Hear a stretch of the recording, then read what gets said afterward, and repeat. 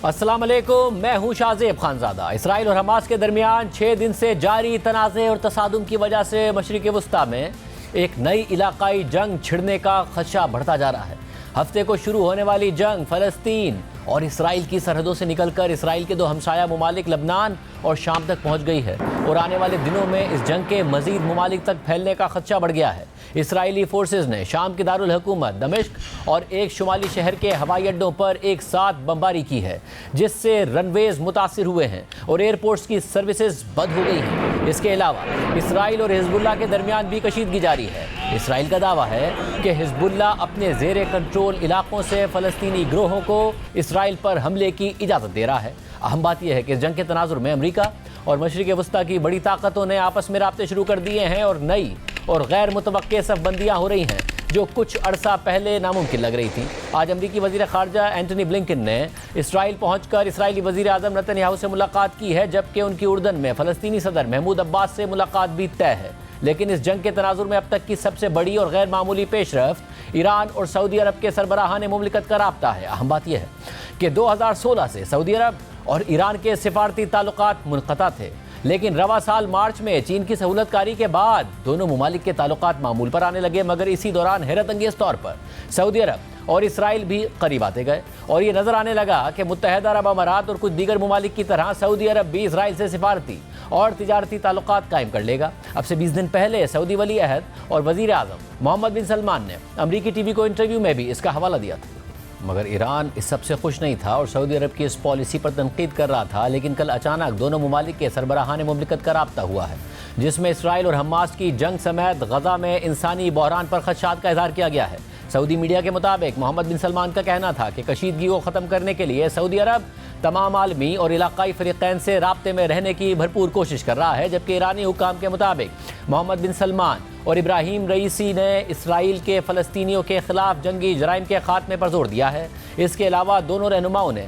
इस्लामी इत्तिहाद पर भी जोर दिया है और कहा है कि इसराइल के जराइम और अमरीका की हिमायत इसराइल और उसके सरपरस्तों के लिए तबाहकुन अदम तहफ़्फ़ुज़ का बाइस बनेगी। सिर्फ यही नहीं, तुर्किया के सदर तैयब एर्दोआन ने भी सऊदी वली अहद से रब्ता किया है और गजा की सूरत हाल पर तबादला ख्याल किया है। इसके अलावा ईरानी सदर ने शामी सदर बशारुल असद से रब्ता किया है। ईरानी खबररसा इदारे प्रेस टीवी के मुताबिक ईरानी सदर ने बशारुल असद से बातचीत के दौरान कहा है कि फ़लस्तीनी आवाम को उनके हुकूक मिलने तक खित्ते में कोई नया ऑर्डर कायम नहीं होगा। इसके अलावा मुत्तहदा अरब अमारात के सरबराह का अमरीकी सदर बाइडेन से रब्ता हुआ है। ये याद रहे कि मुत्तहदा अरब अमारात इसराइल को तस्लीम कर चुका है और इसराइल से उसके सिफारती और तिजारती ताल्लुकात बहाल हो चुके हैं और इस मुआहदे की सहूलतकारी अमरीका ने की थी। बहरहाल इस ताज़ा सूरत हाल और राब्तों के बाद मामलात पेचीदा हो गए हैं, क्योंकि अमरीका खुलकर न सिर्फ इसराइल के साथ खड़ा है बल्कि उसकी अस्करी इमदाद भी कर रहा है। साथ ही ईरान समेत किसी भी मुल्क की तरफ से इसराइल पर मुमकिना हमलों के हवाले से इसराइल की मदद के लिए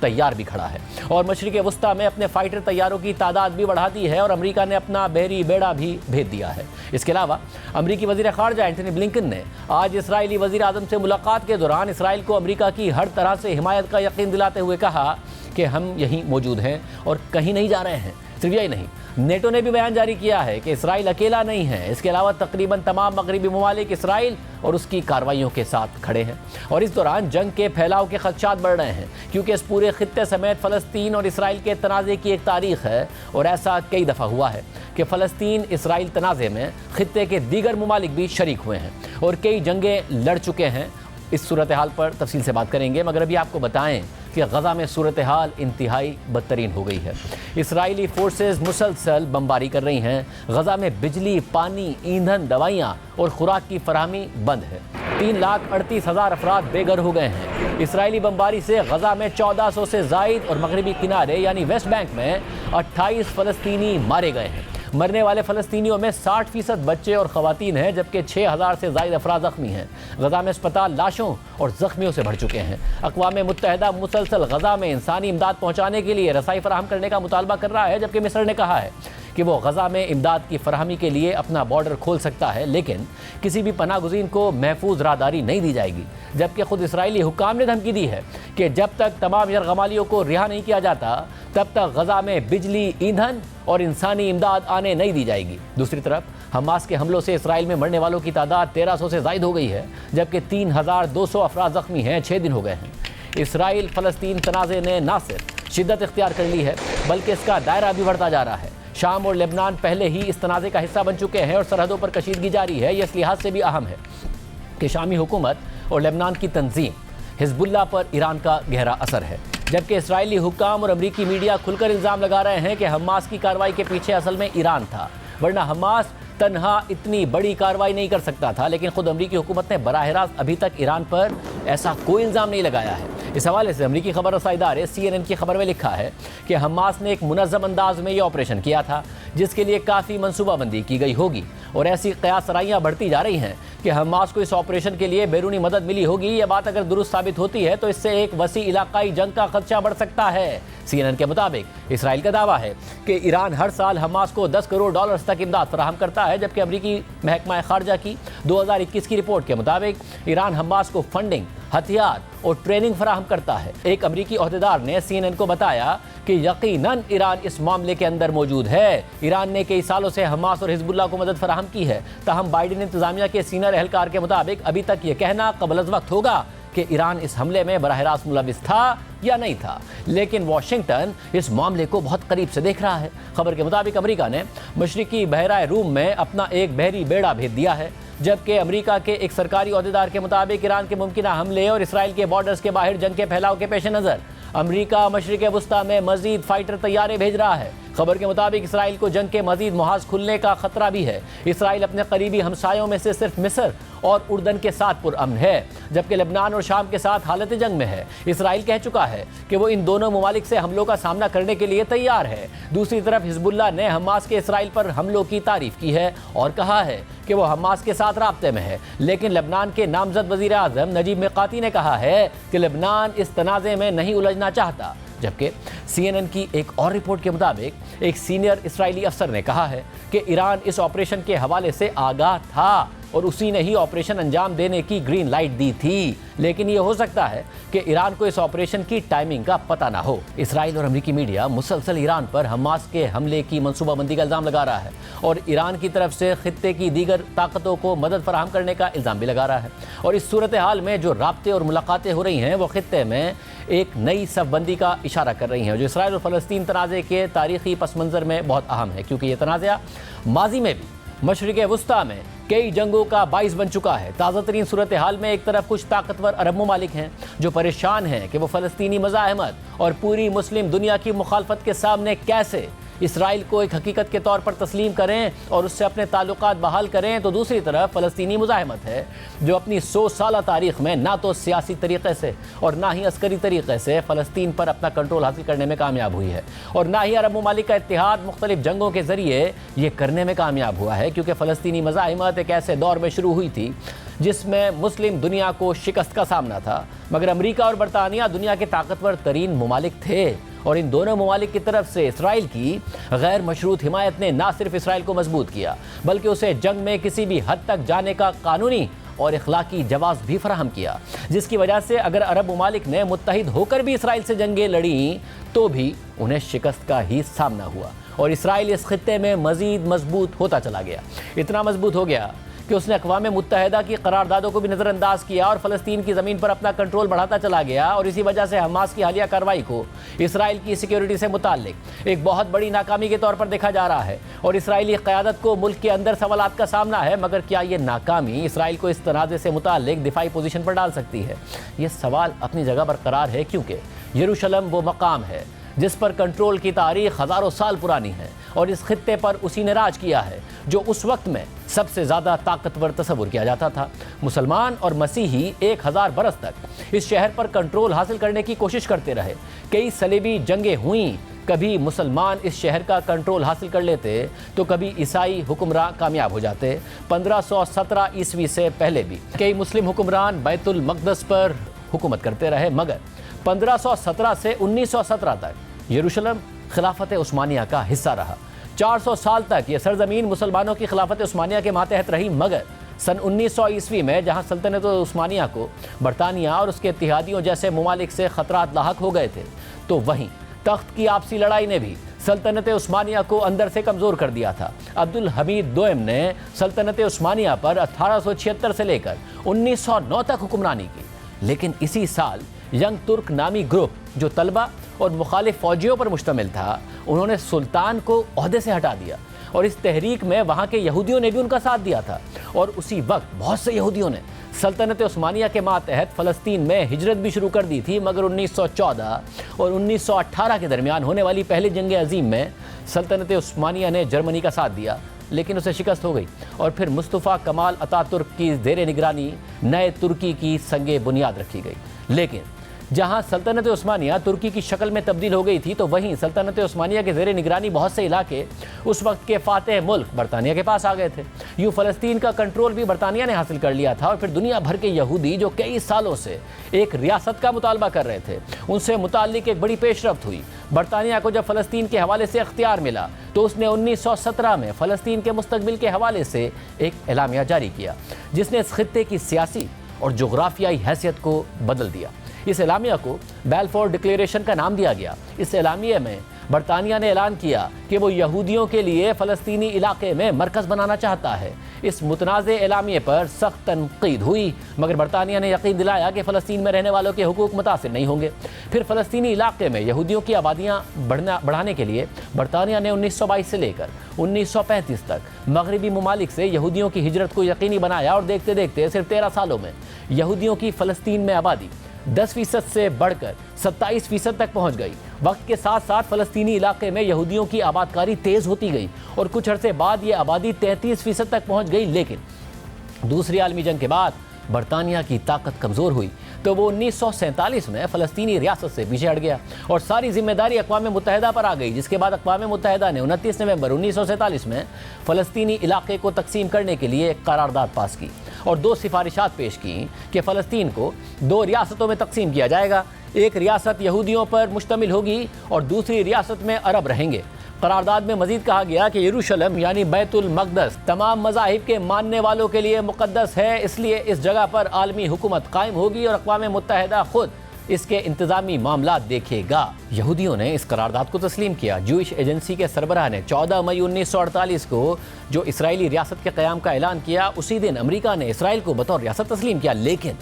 तमाम अरब ममालिक ने ऐसा करने से इनकार कर दिया और इसराइल को तस्लीम नहीं किया और यहाँ से अरब बगावत ने जन्म लिया। अरब ममालिक फ़लस्तीन में इसराइल के वजूद के ख़िलाफ़ मुत्तहिद हो गए और ख़ित्ते में कशीदगी शुरू हो गई। इस कशीदगी ने ख़ित्ते को 1949 की जंग में धकेल दिया। इसराइल और अरब ममालिक की पहली जंग में अरब ममालिक की सरबराही उर्दन ने की। मिस्र और दूसरे अरब ममालिक भी इस जंग में साथ थे। ये जंग जनवरी 1949 तक जारी रही और फिर जुलाई 1949 में जंग बंदी का ऐलान हुआ। लेकिन इस जंग से एक बहुत बड़ा नुकसान हो चुका था। पहला नुकसान ये था कि इसराइल ने अपनी आज़ादी के बाद ही अरब ममालिक के इत्तेहाद को शिकस्त देकर खित्ते में खुद को एक ताकतवर मुल्क के तौर पर पेश कर दिया था। और दूसरा नुकसान ये था कि इस जंगबंदी के बाद इसराइल के पास 80% इलाके का कंट्रोल आ चुका था, जो अक़वाम मुत्तहिदा के मंसूबे के तहत फ़लस्तीन और इसराइल के दरमियान तकसीम होना था। और बाकी 20% के इलाके ने मकबूजा वेस्ट बैंक यानी मगरबी किनारे और महसूर शुदा गज़ा की शक्ल इख्तियार कर ली। इस जंग में 350 अरब देहात तबाह कर दिए गए थे। नई बनने वाली इसराइली रियासत में अरबों की तादाद 7 लाख से कम होकर सिर्फ 1,65,000 हो गई थी।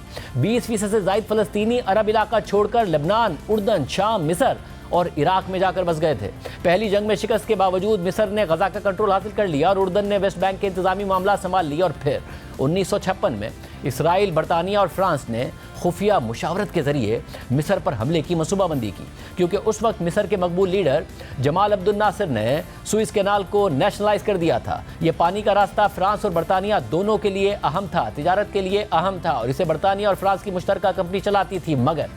जमाल अब्दुल नासिर की तरफ से इसे नेशनलाइज करने के बाद यानी हुकूमती तहवील में लेने के बाद बरतानिया, फ्रांस और इसराइल ने मुश्तरका तौर पर मिस्र पर हमला कर दिया। सुइस कैनाल समेत मिस्र के कई इलाकों पर ये तीनों ममालिक काबिज हो गए। अमेरिका को इस खुफिया हिकमत अमली की खबर नहीं थी और उसे ये डर भी था कि सोवियत यूनियन अब मुदाखलत करेगा। और सोवियत यूनियन ने इस दौरान ये धमकी दी कि अगर फ्रांस, बरतानिया और इसराइल मिस्र से अपनी फ़ौजें नहीं हटाते तो वो मगरबी यूरोप पर न्यूक्लियर मिसाइल से हमला कर देगा। फिर अमरीकी दबाव के बाद इसराइल, बरतानिया और फ्रांस ने अपनी फ़ौजें मिस्र से निकाल दी। यूँ मिस्र को अस्करी तौर पर इस जंग में नुकसान हुआ, मगर सियासी तौर पर मिस्र के सरबराह मजबूत हो गए। लेकिन 1960 में मामलात मजीद खराबी की तरफ जाने लगे। आए रोज़ इसराइल की मिस्र, शाम और उर्दन जैसे अरब ममालिक से सरहदी कशीदगी होती रही, जिसका नतीजा 1967 की عرب اسرائیل جنگ کی صورت میں نکلا۔ اسرائیل نے عرب ممالک کو خبردار کیا تھا کہ وہ ان عرب گوریلاز کی حمایت ترک کر دیں جو اسے پڑوسی ممالک سے نشانہ بنا رہے ہیں۔ اس دوران شام، مصر اور اردن نے اسرائیل کی سرحدوں پر دباؤ بڑھائے رکھا۔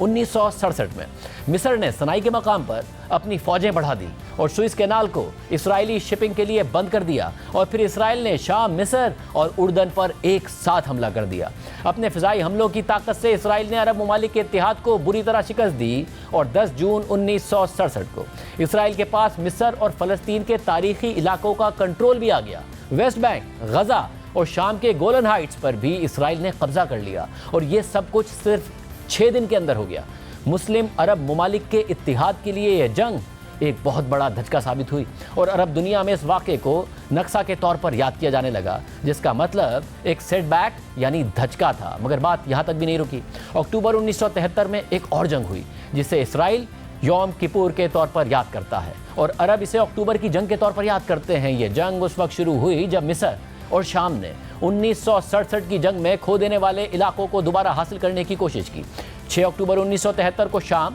اور مصر نے اسرائیلی ملٹری پوزیشن پر دو طرف سے حملہ کیا، ایک سنائی کے مقام سے اور دوسرا گولن ہائٹس کے مقام سے۔ امریکہ نے اسرائیل کو دفاعی سپلائز فراہم کرنا شروع کر دی۔ یہ جنگ 3 ہفتے تک جاری رہی۔ عرب ممالک کی سربراہی میں اوپیک نے امریکہ اور ان ممالک کے لیے تیل کی سپلائی بند کر دی جو اسرائیل کی مدد کر رہے تھے، جس سے توانائی کا بحران پیدا ہو گیا۔ اسرائیل کی پوزیشن اس جنگ میں مضبوط تھی، لیکن امریکہ پر بھی دباؤ بڑھ رہا تھا۔ تیل کی قیمتیں آسمان پر پہنچ گئی تھی، اور پھر امریکہ نے اسرائیل اور مصر کے درمیان مذاکرات کی کوششوں کا آغاز کیا۔ مارچ 1974 میں مصر اور اسرائیل کے درمیان بالآخر معاہدہ ہوا، جس کے مطابق اسرائیل مصر کے علاقوں کو واپس دے دے گا، مگر مصر اسرائیل کو تسلیم کر لے گا۔ اس معاہدے پر منوعاً کبھی عمل درآمد تو نہیں ہوا، مگر عرب لیگ نے مصر کو اسرائیل کے ساتھ تعلقات بحال کرنے کی وجہ سے عرب لیگ سے ہی باہر نکال دیا، اور مصر پر الزام لگا دیا گیا کہ اس نے فلسطینی کاز کو نظر انداز کیا ہے۔ مگر پھر 1989 میں مصر دوبارہ عرب لیگ میں شامل ہو گیا، لیکن آج کئی عرب ممالک ہیں جو فلسطین کا مسئلہ سائڈ پر رکھ کر اسرائیل سے تعلقات بحال کرنا چاہتے ہیں یا بحال کر چکے ہیں، جس میں متحدہ عرب امارات بھی شامل ہے، جس نے ابراہم اکارڈز کے تحت اسرائیل کو تسلیم کر لیا ہے، جبکہ بحرین اور مراکش بھی اسرائیل کے ساتھ سفارتی تعلقات قائم کر چکے ہیں۔ ترکیہ کے سفارتی اور تجارتی تعلقات پہلے سے ہی اسرائیل کے ساتھ قائم ہیں۔ اس کے علاوہ حماس کے حملے سے پہلے سعودی عرب اور اسرائیل بھی معاملات حل کرنے کی طرف بڑھ رہے تھے، لیکن اب سوال اٹھ رہا ہے کہ اس صورتحال میں سعودی عرب اور اسرائیل کے تعلقات کیسے ٹھیک ہوں گے، اور فلسطین کے معاملے پر دونوں ممالک کے درمیان کیسے اتفاق ہوگا۔ بہرحال 1948 سے لے کر 90 کی دہائی تک عرب ممالک اور اسرائیل کے درمیان کئی جنگیں ہوئیں۔ عرب ممالک نے مل کر بھی جنگیں لڑیں، لیکن ان جنگوں کے نتیجے میں اسرائیل مزید مضبوط ہوتا چلا گیا، لیکن اسرائیل کی فلسطینی مزاحمت سے جان نہیں چھوٹی۔ اسرائیل پر کسی بھی وقت حملوں کا خطرہ اور دباؤ برقرار رہا، اور پھر 1987 سے لے کر 1993 کے دوران فلسطینی مزاحمت نے حماس کی تحریک کو جنم دیا، جس نے اس عزم کا اعادہ کیا کہ وہ مسلح جدوجہد سے اسرائیلی قبضے کو ختم کرے گا اور فلسطین کو آزاد کرائے گا۔ اور جب 2005 میں باقاعدہ اسرائیل غزہ سے دستبردار ہو گیا تو 2006 میں حماس نے وہاں پر الیکشن میں فتح حاصل کر لی، لیکن اسرائیل اور امریکہ نے حماس کو تسلیم نہیں کیا، بلکہ بعد میں اسے دہشت گرد جماعت قرار دے دیا۔ جون 2006 میں حماس نے غزہ سے اسرائیلی مقبوضہ علاقے میں داخل ہو کر ایک اسرائیلی فوجی کو اغوا کر لیا، جس کے جواب میں اسرائیل نے غزہ میں زمینی اور فضائی کارروائیاں کی، مگر 5 سال بعد فلسطینی قیدیوں کی رہائی کے بعد اس اسرائیلی فوجی کو بھی رہا کر دیا گیا۔ اس دوران غزہ میں حماس اور فلسطینی گروپ فتح کے درمیان خانہ جنگی بھی ہوئی، مگر جون 2007 میں حماس نے غزہ کا پورا کنٹرول حاصل کر لیا۔ اس کے بعد دسمبر 2008 میں اسرائیل نے غزہ پر فضائی حملے شروع کر دیے اور الزام لگایا کہ غزہ سے میزائل حملے ہوئے ہیں اور عام شہریوں کو نشانہ بنایا گیا ہے۔ اسرائیلی حملے 22 دن تک جاری رہے، جس کے بعد عالمی طاقتوں کی مداخلت کے بعد سیز فائر ہوا، مگر اس حملے میں 1400 فلسطینی شہید ہوئے اور 13 اسرائیلی مارے گئے۔ پھر اس کے بعد 2012 میں اسرائیل نے 8 دنوں تک مسلسل غزہ کو فضائی حملوں کا نشانہ بنایا، جس کے نتیجے میں حماس کے military chief of staff Ahmed Jabari مارے گئے۔ پھر جولائی 2014 میں اسرائیل نے اپنے 3 نوجوانوں کے اغوا اور قتل کا الزام حماس پر لگایا اور پھر غزہ پر حملے شروع کر دیے، اور یہ جنگ 7 ہفتوں تک جاری رہی۔ اس میں 2100 فلسطینی شہید اور 67 فوجیوں سمیت 73 اسرائیلی مارے گئے۔ مارچ 2018 میں غزہ کی سرحد پر فلسطینیوں کے مظاہروں پر اسرائیلی فورسز کی فائرنگ سے 170 فلسطینی شہید ہو گئے۔ اسی طرح 2021 میں رمضان المبارک میں اسرائیلی فورسز نے مسجد اقصیٰ کے کمپاؤنڈ پر قبضہ کر لیا، جس کے بعد حماس نے غزہ سے اسرائیل پر راکٹ حملے کیے۔ جواب میں اسرائیل نے فضائی کارروائیاں کی۔ یہ جنگ 11 دن تک جاری رہی، جس میں غزہ سے 250 فلسطینی شہید اور 13 اسرائیلی ہلاک ہو گئے۔ پھر اگلے سال یعنی 2022 میں ایک بار پھر اسرائیل نے غزہ میں مزاحمتی گروپ اسلامک جہاد کے کمانڈر کو نشانہ بنایا۔ 3 دن تک جاری رہنے والی کارروائیوں میں 15 بچوں سمیت 44 فلسطینی شہید ہو گئے۔ اسرائیل نے دعویٰ کیا کہ مزاحمت کار اسرائیلی کمانڈرز اور اسلحے کے ذخیرے کو نشانہ بنانا چاہ رہے تھے، اس لیے اسرائیل نے پیشگی کارروائی کی، جس کے نتیجے میں درجنوں اموات ہوئیں۔ اسی طرح رواں سال جنوری میں اسرائیلی فورسز نے فلسطینی مہاجرین کے کیمپ پر چھاپہ مارا، 9 فلسطینیوں کو شہید کر دیا۔ جواب میں اسلامی جہاد نے اسرائیل پر راکٹ حملے کیے، مگر اسرائیل میں کوئی جانی نقصان نہیں ہوا۔ اور اب ہفتے کو حماس نے تاریخ کا سب سے بڑا حملہ کر دیا ہے، جس کے بعد سے اب تک لڑائی جاری ہے اور اسرائیل جواب میں سینکڑوں فلسطینیوں کو شہید کر چکا ہے۔ پروگرام میں آگے بڑھتے ہیں۔ 9 دن بعد نون لیگ کے قائد نواز شریف کی 4 سال بعد وطن واپسی ہوگی۔ 2.5 مہینے کے اندر اندر ملک بھر میں عام انتخابات ہوں گے، اور نون لیگ کا دعویٰ ہے کہ الیکشن ایکٹ میں ترمیم کے بعد نواز شریف اگلے انتخابات لڑنے کے لیے اہل ہو چکے ہیں، جبکہ تحریک انصاف کو یہ پریشانی لاحق ہے کہ کہیں عمران خان اگلی انتخابی ریس سے باہر نہ ہو جائیں، کیونکہ اس وقت عمران خان کی توشہ خانہ کیس میں نااہلی برقرار ہے، جبکہ ان کے خلاف سائفر کیس تیزی سے آگے بڑھ رہا ہے، اور یہ توقع کی جا رہی ہے کہ اگلے انتخابات سے پہلے ہی سائفر کیس کا فیصلہ سامنے آ سکتا ہے، یعنی اگلے کچھ دنوں کے اندر پاکستان کے سیاسی منظرنامے میں اہم تبدیلیاں ہو سکتی ہیں، اہم کیسز کے فیصلے سامنے آ سکتے ہیں، سیاسی جماعتوں کے سیاسی اتحاد بدل سکتے ہیں، عام سیاسی رہنماؤں کی سیاسی وابستگیاں تبدیل ہو سکتی ہیں۔ لیکن اس سیاسی گہما گہمی کے دوران بھی chairman P T I Imran Khan مطمئن ہیں کہ جب بھی الیکشن ہوں گے کامیابی انہی کی جماعت کو ملے گی۔ آج عمران خان نے اپنے خاندانی ذرائع سے عوام کے لیے ایک پیغام بھیجا، جسے سوشل میڈیا پر عمران خان کے اکاؤنٹ پر پوسٹ کیا گیا، اور اس بیان کے مطابق میں یعنی عمران خان یہ پیش گوئی کر رہا ہوں کہ جس دن بھی الیکشن ہوں پاکستانی عوام کروڑوں کی تعداد میں نکلیں گے اور تحریک انصاف کو ووٹ ڈال کر لنڈن پلان والوں کو شکست دیں گے۔ یہ لوگ جتنی مرضی دھاندلی کر لیں، ان کا مقدر صرف اور صرف شکست ہے۔ یعنی عمران خان چیلنجز کے باوجود پر اعتماد ہیں، جبکہ دوسری طرف نون لیگ ہے جس کے لیے سیاسی حالات اور ماحول دونوں سازگار ہیں، مگر موجودہ معاشی حالات کی وجہ سے، مہنگائی کی وجہ سے نون لیگ کے لیے کارکنوں کو باہر نکالنا اس وقت بہت بڑا چیلنج بن چکا ہے، کیونکہ پہلے یہ خبر سامنے آئی تھی کہ نواز شریف نے شہباز شریف کو ہدایت کی ہے کہ کارکنوں کو ان کے استقبال سے پہلے ہونے والی ریلیوں میں نکال کر نہ تھکایا جائے، اور پنجاب میں نون لیگ کے سیاسی رہنماؤں کے درمیان اختلافات کی خبریں بھی سامنے آئیں، جس کے پیش نظر نون لیگ نے نواز شریف کی واپسی سے پہلے طے شدہ تمام پاور شوز کی تقاریب کو منسوخ کر دیا، یہ خبر آئی۔ یعنی نون لیگ نے تمام امیدیں نواز شریف کی واپسی سے جوڑ لی ہیں، مگر جب سے نواز شریف کی واپسی کی تاریخ سامنے آئی ہے تو نون لیگ مختلف طریقوں سے عوام کو باہر لانے کی کوشش کر رہی ہے۔ پہلے نون لیگ پنجاب کے صدر رانا ثناء اللہ نے یہ اعلان کیا تھا کہ ہم نے ایک اپلیکیشن تیار کی ہے جس سے پتہ چل جائے گا کہ کون جلسے میں آیا ہے اور کون نہیں، اور آج نون لیگ کے صدر شہباز شریف نے ایک تقریب سے خطاب کرتے ہوئے عوام سے اپیل کی کہ اگر آپ نواز شریف سے محبت کرتے ہیں تو پھر 21 اکتوبر کو اس کا مظاہرہ کریں۔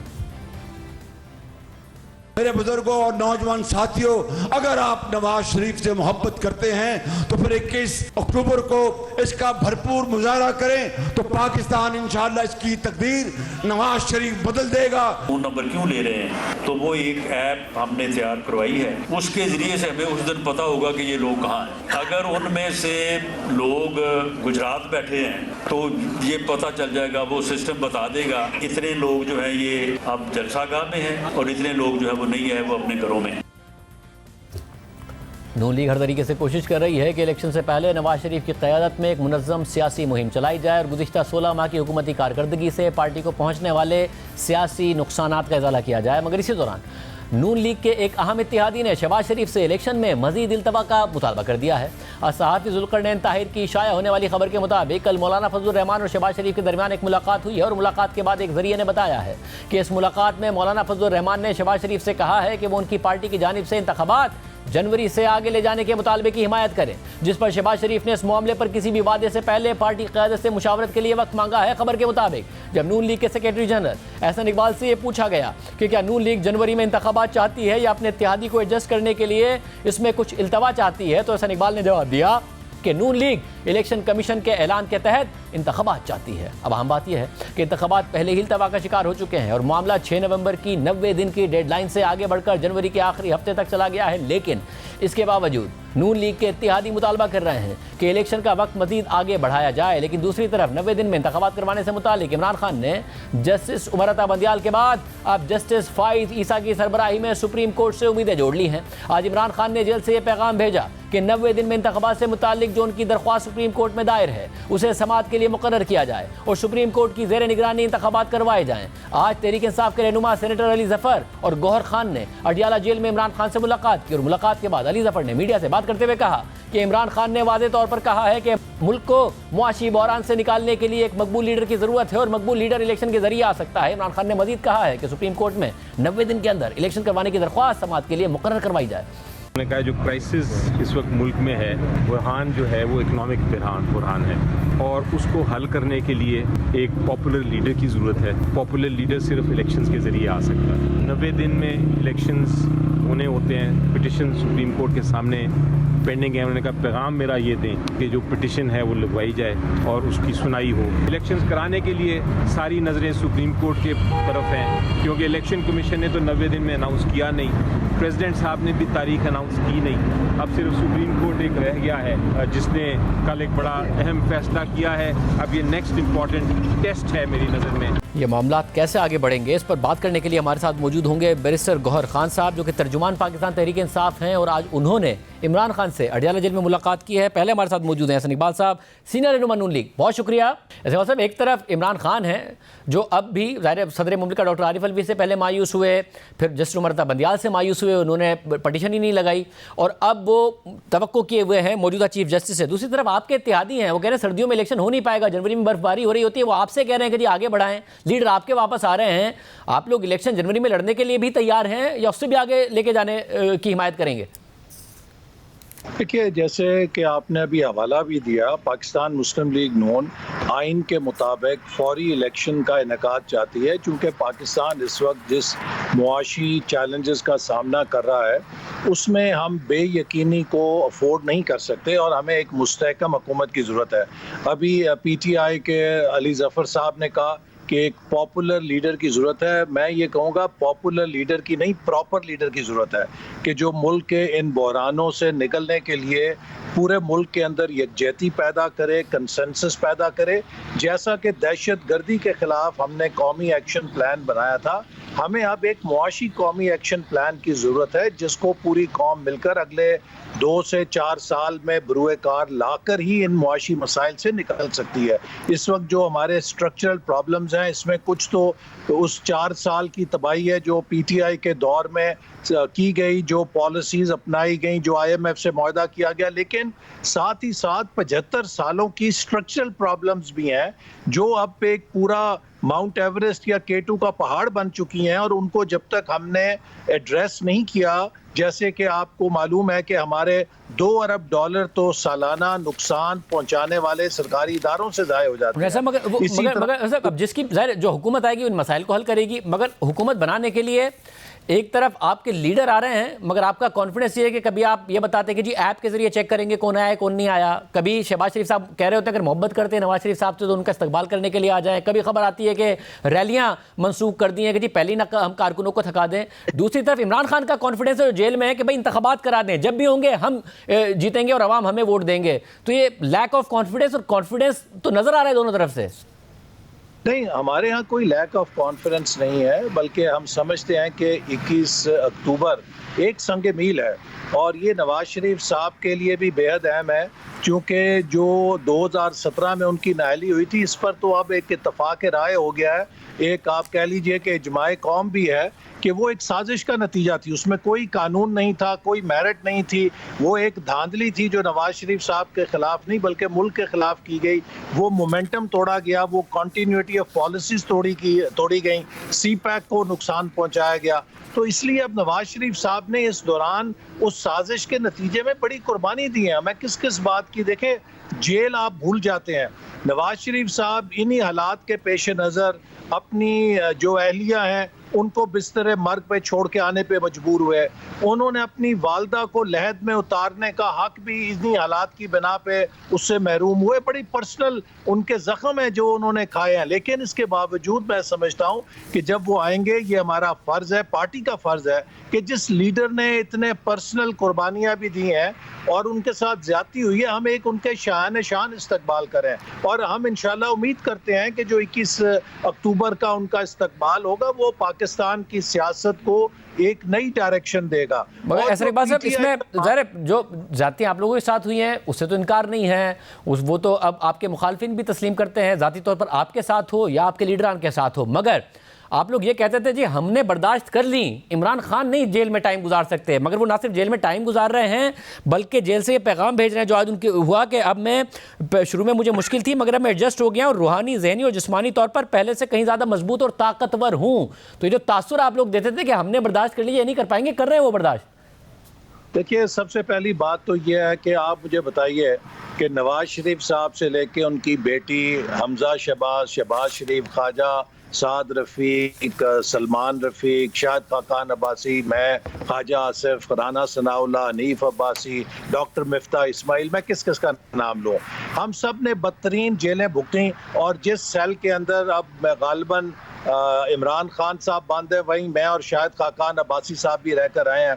اور ہم نے تو کسی نے اپنی پارٹی نہیں چھوڑی، کوئی سیاست نہیں چھوڑی، اور آپ نے دیکھا کہ پی ٹی آئی کا 15 دنوں میں کیا حشر ہوا کہ لوگ کہتے تھے کہ کوئی چیز ریت کا قلعہ ثابت ہوگی، یہ تو اس محاورے سے بھی آگے نکل گیا، اب لوگ کہنا شروع ہو گئے ہیں کہ پی ٹی آئی کا قلعہ ثابت ہوگی، کہ ابھی کئی لوگ جیلوں میں نہیں گئے، سب نے معافیاں مانگ لی، کانوں کو ہاتھ لگا لیا کہ ہمارا پی ٹی آئی سے کوئی تعلق نہیں ہے، ہم نے کوئی کم سختیاں نہیں بھگتی، اور میں تو ذاتی طور پہ گولی بھی کھا چکا ہوں، جیل بھی بھگت چکا ہوں، نہ سیاست چھوڑی نہ اپنی جماعت چھوڑی، تو میرا مقصد ہے کہ پی ٹی آئی یہ نہیں کہہ سکتی کہ ہم نے بڑی مضبوطی کے ساتھ دیکھے، اور جو عمران خان صاحب کے بیانات ہیں وہ بھی جو ان کے مشیر ہیں، جو ان کے سپوکس مین ہیں، اپنے کارکنوں کا morale اونچا کرنے کے لیے جو مرضی بیان دے دیں، پتہ نہیں انہوں نے دیا ہے یا نہیں دیا۔ دوسری طرف خبریں آ رہی ہیں کہ مشن چل رہا ہے، عارف الوی صاحب سے منتیں ہو رہی ہیں کہ کسی طرح ہماری معافی تلافی کرا دی جائے، لیکن اصل بات یہ ہے کہ ان کو معلوم ہے کہ ان کا جرم جو 9 مئی کا ہے وہ اتنا گھنونا ہے کہ پاکستانی قوم کبھی اس کو معاف نہیں کر سکتی۔ آپ نے شہیدوں کی یادگاروں کو نشانہ بنایا، آپ نے قائد اعظم کے گھر کو جلا دیا، آپ نے فوج کی تنصیبات پہ وہاں حملے کیے جہاں پر کوئی دہشت گرد بھی حملہ نہیں کر سکا تھا۔ آج آپ پوری دنیا میں پاکستان کے خلاف، ریاست کے خلاف کیمپین کر رہے ہیں، پاکستان کی امداد بند کرنے کے لیے کیمپین کر رہے ہیں، تو ایک ایسی جماعت جو اپنی سیاست کو پاکستان کی ریاست سے بھی اونچا رکھے، اس کا اعتماد جو ہے وہ کچھ سمجھنے کی بات نہیں ہے۔ میں سمجھتا ہوں کہ جب بھی میدان سجے گا، پاکستان کے لوگ جان گئے ہیں کہ پی ٹی آئی کی حقیقت کیا ہے، آئیدر مائی وے اور ہائی وے۔ اگر عمران صاحب وزیر اعظم ہیں تو ٹھیک ہے، اگر وہ وزیر اعظم نہیں ہے تو سب کافر ہیں، سب غدار ہیں، سب چور ہیں، سب ڈاکو ہیں، یہ ریاست بھی بھاڑ میں جائے، عمران خان صاحب کی سیاست قائم رہے۔ میں سمجھتا ہوں کہ کوئی شخص پاکستان کی ریاست سے بڑا نہیں ہو سکتا۔ بہت شکریہ۔ اب سوال اٹھ رہا ہے کہ تحریک انصاف کیوں پر امید ہے، کیونکہ جسٹس مرتضیٰ بندیال سے تحریک انصاف مایوس ہوئی، صدر عارف الوی سے مایوس ہوئی، اس کے باوجود 90 دن کے اندر انتخابات کرانے سے متعلق انہیں نئے چیف جسٹس کی سربراہی میں سپریم کورٹ سے کیوں امیدیں ہیں؟ کیونکہ 9 اگست کو قومی اسمبلی تحلیل ہونے کے بعد 90 دن تو 7 نومبر کو مکمل ہو جائیں گے، اور 7 نومبر میں صرف 26 دن باقی ہیں، تو 26 دن میں ملک بھر میں الیکشن کیسے سپریم کورٹ کرا سکتی ہے، بات کریں گے آج اڈیالہ جیل میں عمران خان سے ملاقات کرنے والے تحریک انصاف کے رہنما اور وکیل گوہر خان صاحب ہمارے ساتھ موجود ہیں۔ گوہر خان صاحب، بہت شکریہ ہمیں جوائن کرنے کے لیے۔ یہ کیسے ممکن ہوگا؟ ظاہر ہے پہلے بندیال صاحب نے نہیں فکس کی، حالانکہ نمبر لگا دیا تھا درخواست پر، پھر عارف الوی صاحب سے بھی عمران خان مایوس ہوئے، اب کیسے ہوگا یہ؟ تھینک یو شاہزیب خان زادہ صاحب۔ بیسیکلی تو یہ ہے کہ عمر عطا بندیال صاحب کے دور میں تو جو ہوتا رہا ہے وہ اس وقت سپریم کورٹ پہ جو گزشتہ امپورٹڈ حکومت تھی انہوں نے بڑا پریشر ہی ڈالا تھا، شاید اسی وجہ سے وہ اس کو فیکس نہیں کرا چکے تھے۔ وہ جب یہ کوئی کیس لگتا تھا تو یہی آواز آتی تھی فل بینچ بنا رہے، اور فل بینچ ایسا ہو کہ اس کے فلاں ججز نہ ہو، تو اسی وجہ سے وہ پرولانگ ہوتا گیا تھا۔ پھر بعد میں اسی طریقے سے یہ ہوا کہ 2-3 کیسز ہوئے اور اس کے ساتھ ایک ریویو آ گیا تھا، اور ریویو الیکشن کمیشن نے فائل کر دیا تھا، اور الیکشن کمیشن کا کہنا یہ تھا کہ جی اس کو سرکمسٹانسز نہیں ہے کہ ہم اس کے الیکشن کو 90 ڈیز میں کریں، اور جس وقت یہ ریویو پینڈنگ تھا تو نیا لا جس کا ابھی کل فیصلہ ہوا یہ لا لے کے آ گئے، تو اسی سرکمسٹانسز میں وہ کیس نہیں ہو چکا تھا، اور فائنلی جب سپریم کورٹ نے فیصلہ کر دیا تھا کہ ہمارا 90 ڈیز کا جو آرڈر ہے وہ فائنل ہے جس کو ابھی بھی پینڈنگ ہے، تو امید ہے اس مرتبہ کے جو موجودہ چیف جسٹس صاحب ہے وہ اس ذمہ داری کو نبھائیں گے. اب اس میں تھوڑا سا ڈیلے اس بات کی وجہ سے ضرور ہوا ہے کہ بینچ کیسے بنے گا اور ان کیسز کا کیا ہوگا جو آرٹیکل 184(3) کے انڈر فائل ہوئے تھے. اب جبکہ سپریم کورٹ نے اس لا کو قانونی قرار دیا ہے اور یہ بات طے ہو چکی ہے کہ آرٹیکل 184 کے کیسز کیسے ٹیک اپ ہوں گے اور کون بینچ بنائے گا اور کن سرکمسٹانسز پہ بینچ مشتمل ہوگا, تو یہ سارا فیصلے تعین کے بعد تو میرا خیال ہے کہ یہ سب سے بڑی ذمہ داری ہے اس موجودہ چیف جسٹس صاحب کی کہ اس کیس کو پہلے لگائیں اور اگر لگا دیتے ہیں تو پھر ہوگا کیسے, کیونکہ 7 نومبر 90 دن کا بات کر رہے ہیں. عمران خان صاحب نے آپ لوگوں سے بھی کہا 26 دن باقی ہیں 90 دن مکمل ہونے میں, جو کہ 7 نومبر میں ہے. الیکشن کمیشن نے جنوری کے آخر کا اندیا دیا ہے, تو یہ اسی وقت جا کے نہیں ہوں گے, 26 دن میں کیسے ہوں گے انتخابات؟ آپ صحیح فرما رہے ہیں, لیکن بات دراصل یہ کہ ابھی بھی سپریم کورٹ کا آرڈر آئے گا تو ایٹ لیسٹ اتنا تو تعین ہو جائے گا کہ الیکشن ہونے کب ہے. ابھی تک تو الیکشن کی کوئی تاریخ معین نہیں ہوئی ہے. الیکشن کمیشن نے جو آرڈر کر لیا وہ بھی کوئی مشکوک قسم کا ہے. الیکشن کمیشن نے فی الحال تو اتنا ہی کہا ہے کہ جنوری میں ہم ایکسپیکٹ کر رہے ہیں, لیکن پھر بھی کچھ ایسی سیاسی قوت ہیں جن کی طرف سے یہی بات آ رہی ہے کہ جی نہیں, جنوری میں بھی الیکشن نہیں ہو سکتے, اس میں خدشہ ہے حالات خراب ہوں گے اور اس میں سردی ہوگی, برباری ہوگی, لوگ ووٹ کاسٹ نہیں کر سکیں گے. جبکہ پہلے ایسی حالاتوں میں الیکشن ہوتے رہے, 2008 میں بھی دسمبر میں الیکشن ہونے تھے, پھر فروری میں الیکشن ہوئے. لیکن اگر سپریم کورٹ اس بات کا تعین کرا دیتی ہے کہ 90 ڈیز میں ہو, تو اگر وہ 26 دن میں نہیں ہوتے تو 90 ڈیز میں تو ہو جائیں گے, فرام ناؤ آنورڈ 2 مہینوں میں تو ہو جائیں گے. اور یہ بتائیے گا کہ اس سارے میں عمران خان صاحب کا جو آج پیغام تھا وہ یہ کہ جب بھی الیکشن ہوں گے انہیں امید ہے کہ تحریک انصاف ہی کو عوام ووٹ ڈالیں گے. کیا وہ فری اینڈ فیئر الیکشن کی اب بھی توقع کیے ہوئے ہیں ایک ایسے وقت میں جو ظاہر ہے آپ کے مختلف رہنماؤں کو گرفتار کیا گیا, کس طریقے سے بہت سارے کچھ تو لاپتہ بھی ہیں, اس کے علاوہ عمران خان صاحب کے جیل سے باہر نکلنے کی امید بڑی کم نظر آتی ہے الیکشن سے پہلے. کیا ایسی وجہ ہے جو انہوں نے کہا کہ الیکشن جیتے گی تحریک انصاف؟ دیکھیں, خدشات ہمارے بالکل ہے, ہم تو لیول فلینگ فیلڈ کی کیا, ہمیں تو فیلڈ میں اترنے کی اجازت نہیں ہے. لیڈرشپ ان ہائیڈنگ ہے, لیڈرشپ کے خلاف کیسز بنائے جا رہے ہیں, ان کو گنوں سے اٹھایا جا رہا ہے, ان سے پریس کانفرنسز کرائی جا رہی ہے, ان کو نجی ٹی وی چینلوں کے سامنے لے جا کر کے سیاست سے دستبردار کرایا جا رہا ہے. تو یہ خدشات تو بہت زیادہ ہے. لیکن خان صاحب کا یہ کہنا ہے کہ دیکھو میں 26 سال 27 سال سیاست میں رہا ہوں اور میں نے ابتدا کی اور لوگوں کے ساتھ رہا ہوں, تو مجھے پکی امید ہے انشاءاللہ تعالیٰ کہ جب بھی اعلان ہوں گے تو اس مرتبہ بڑا ڈیفرنس ہے. ابھی بھی جو سروے ہوا تھا اس میں بھی 60% سے زیادہ سپورٹ پی ٹی آئی کے پاس ہے اور باقی 40% جو ملک کے سارے پولیٹیکل پارٹیز کے پاس ہے. اس کو بہت پکا یقین ہے انشاءاللہ تعالیٰ کہ جب بھی الیکشن کا اعلان ہوگا اور الیکشن ہوں گے انشاءاللہ تعالیٰ ہم جیتیں گے. اور عمران خان صاحب کی صحت کے حوالے سے بھی بتائیے گا, ان کی صحت کیسی ہے؟ الحمدللہ اس کی صحت بالکل ٹھیک ٹھاک ہے. جیسا وہ اپنا ڈاکٹر صاحب آئے تھے, ڈاکٹر صاحب نے معائنہ بھی کیا, وہ بالکل ٹھیک ہے, فٹ ہے الحمدللہ. بہت شکریہ. گوہر خان صاحب تفصیلات بتا رہے تھے. مگر سائفر کیس میں بھی ایک اور تلوار عمران خان صاحب پر لٹک رہی ہے, کیا اس کا فیصلہ بھی آ سکتا ہے؟ بات کریں گے بریک کے بعد.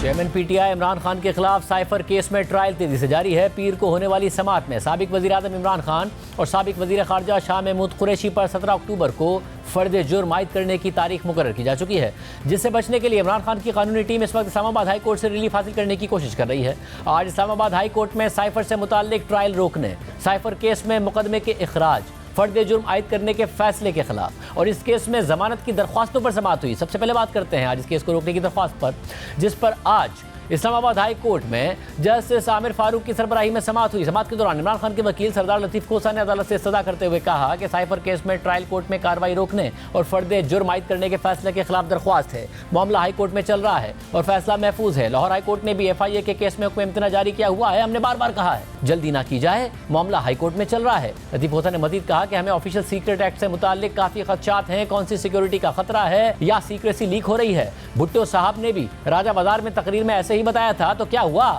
میرے موکل قومی ہیرو ہیں اور دنیا مانتی ہے کہ اب وہ بے گناہ جیل میں ہیں. اس پر چیف جسٹس اسلام آباد ہائی کورٹ جسٹس عامر فاروق نے کہا آج صرف متفرق درخواست لگی ہے, آپ کہیں تو میں مین کیس کے ساتھ لگا لوں. جس پر لطیف کھوسا نے جواب دیا کہ بالکل آپ سائفر کیس اخراج کی درخواست کے ساتھ لگا دیں, لیکن 17 تاریخ سے پہلے لگائیں. جس پر جسٹس عامر فاروق نے پوچھا کہ اس دن یعنی 17 اکتوبر کو کیا ہونا ہے، جس پر لطیف گوزا نے جواب دیا کہ 17 کو بڑی بدمزگی ہونی ہے، ٹرائل چل رہا ہے، فرد جرم عائد ہونی ہے۔ اس پر جسٹس عامر فاروق نے کہا کہ میں دیکھ لیتا ہوں، اس پر آرڈر بھی کر دوں گا، 17 اکتوبر سے پہلے کیس لگا دوں گا۔ جبکہ آج اسلام آباد ہائی کورٹ میں ہی ٹرائل کورٹ کی 9 اکتوبر کی سماعت کو کالعدم قرار دینے کی درخواست پر بھی سماعت ہوئی۔ عمران خان کے وکیل شیر افضل مروت نے عدالت سے استدعا کی کہ ہم نے چالان کی نقول ہی وصول نہیں کی، لیکن جج صاحب نے آرڈر میں لکھا کہ وصول کر لیں، ہماری درخواست پر اعتراضات دور کر دیں۔ جس پر جسٹس عامر فاروق نے کہا کہ اعتراض دور کر دوں گا، لیکن پہلے رول دیکھنا ہوگا، رول دیکھوں گا کہ کس رول کے تحت اعتراض لگا ہے اور دور کیسے کرنا ہے۔ جبکہ آج سائفر کیس میں عمران خان کی ضمانت کی درخواست پر بھی سماعت ہوئی،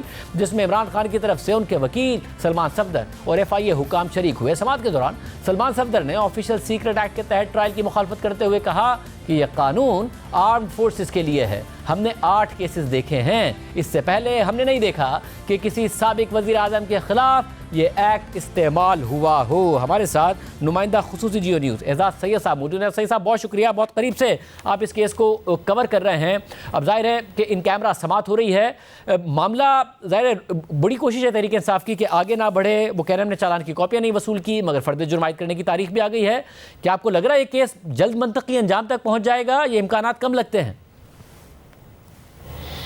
شاہزیب بہت بہت شکریہ۔ شاہزیب، عمران خان صاحب کے پاس اور ان کی ٹیم کے پاس ماضی میں اس بات کی بڑی اپرچونٹی رہی اور اس اپرچونٹی پر انہوں نے عمل درآمد بھی کیا کہ وہ کیسز کو التوا میں ڈال سکتے تھے۔ جو جب بھی ان پہ ماضی میں توشہ خانہ کیس میں فرد جرم عائد کرنے کی تاریخ آتی تھی تو آپ کو پتہ ہے 2-3 دفعہ ایسا ہوا کہ وہ تاریخ آگے کرنی پڑی، لیکن اس دفعہ کوئی چانس نہیں ہے۔ 17 اکتوبر کو یہ فرد جرم عائد ہونے جا رہی ہے۔ اس دفعہ یہ کیس زیادہ التوا کا شکار نہیں ہوگا، توقع یہ کی جا رہی ہے اور گراؤنڈ کے اوپر جو لوگ ہیں موجود وہ بھی اس بات کی تصدیق کر رہے ہیں کہ یہ کیس زیادہ سے زیادہ 2 سے 2.5 ماہ میں نمٹ جائے گا، زیادہ سے زیادہ 2 ماہ کے اندر اس کیس کا فیصلہ آ جائے گا۔ اور کیا خطرہ ہے عمران خان صاحب کو جو آپ کے ذرائع بتا رہے ہیں اور جس طریقے سے ابھی تک سماعت چلی ہے؟ دیکھیے، جو FIA کا چالان ہے وہ بڑا کلیئر ہے اور اس چالان کی جو تصدیق ہے، اس کی جو ایویڈنس ہے وہ اکٹھی کر لی گئی ہے FIA کی طرف سے۔ یہ کیس کس کانٹیکسٹ میں دائر ہوا ہے، یہ کیس کس سیاسی منظرنامے میں دائر ہوا ہے، یہ ایک ٹوٹل الگ بات ہے، لیکن FIA کے پاس جو ایویڈنس ہے وہ ایویڈنس بڑی بنیادی نوعیت کی ہے۔ ایک بات عمران خان صاحب کے اوپر، سابق وزیر اعظم کے اوپر آلموسٹ FIA اپنی جو ایویڈنس ہے اس میں اسٹیبلش کر چکی ہے۔ وہ بات یہ ہے کہ عمران خان کے پاس بحیثیت وزیر اعظم سائفر کی کاپی آئی تھی اور اس سائفر کی کاپی کو انہوں نے اپنے پاس رکھا جس کے وہ مجاز نہیں تھے، اور بعد میں وہ کاپی گم ہو گئی۔ اور جب عمران خان صاحب سے اس بارے میں پوچھا جاتا رہا کہ وہ کاپی کہاں ہے تو وہ پہلے انہوں نے اپنے سیکرٹری کا نام لیا، پھر انہوں نے کہا کہ ملٹری سیکرٹری کا نام لیا، اور پھر انہوں نے کہا مجھے علم نہیں ہے، اور بعد میں وہ جو کاپی ہے وہ امریکہ کے ایک اخبار میں شائع ہوتی ہے، اس کی نقل شائع ہوتی ہے۔ تو FIA اپنے کیس کی حد تک یہ بات اسٹیبلش کر چکی ہے کہ وہ کاپی گم کی گئی یا چوری کی گئی، یہ بات وہ کر چکی ہے ثابت، اور ساتھ ہی ساتھ یہ بھی بات ثابت کر چکی ہے کہ عمران خان صاحب نے جو آفیشل سیکرٹ ایکٹ ہے اس کی خلاف ورزی کی اور جو اہم قومی راز تھے ان کو جلسہ گاہ میں جا کے بیان کیا۔ اس حوالے سے آپ کو پتہ ہے کہ ایک آڈیو ٹیپ بھی آئی تھی جس میں عمران خان صاحب کو یہ کہتے ہوئے سنا گیا تھا کہ وہ اس کو ایک سیاسی ایشو بنائیں گے، اور اس بارے میں جو FIA ہے اس نے تحقیقات کی اور جو کابینہ کے متعلقہ جو حکام تھے ان سے، کابینہ کے متعلقہ جو اس وقت کے وزراء تھے ان کو بلا کر پوچھا گیا، جنہوں نے اس بات کی تصدیق کی کہ جو آڈیو لیک ہے اس میں جو آواز ہے وہ انہی کی ہے اور وہ واقعے کا کانٹیکسٹ انہوں نے جو بیان کیا وہ FIA کے کیس سے ملتا جلتا تھا۔ بہت شکریہ، تفصیلات بتا رہے تھے۔ آج کے پروگرام میں اتنا ہی، رہا دیجیے، اللہ حافظ۔